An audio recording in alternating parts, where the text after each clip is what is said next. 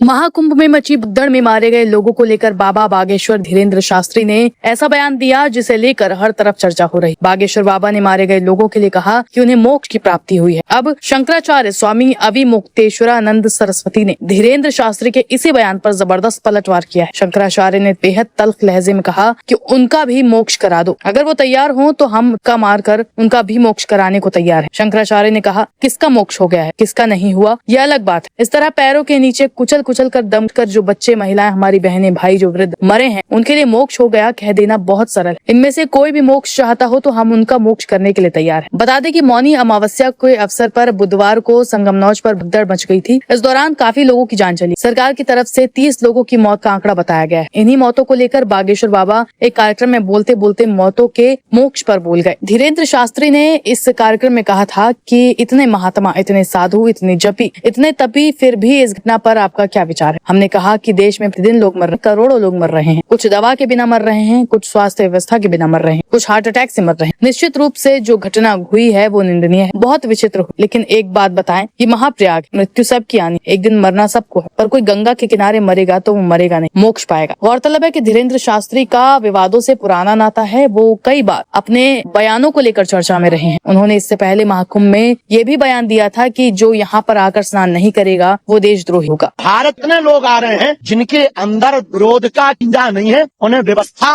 और आस्था नजर आ रही, और जिनके अंदर आस्था नहीं है, अव्यवस्था में। हम यहाँ व्यवस्था लेने थोड़ी आए, हम यहाँ तो सनातन का पर्च लहराने और अपनी गंगा मैया में डुबकी लगाने आए। नहीं तो कह रहे हैं कि गंगा में डुबकी लगाने से देश की गरीबी खत्म हो जाएगी क्या? ऐसे तो हज यात्रा करने से भी देश की गरीबी खत्म नहीं होती ना।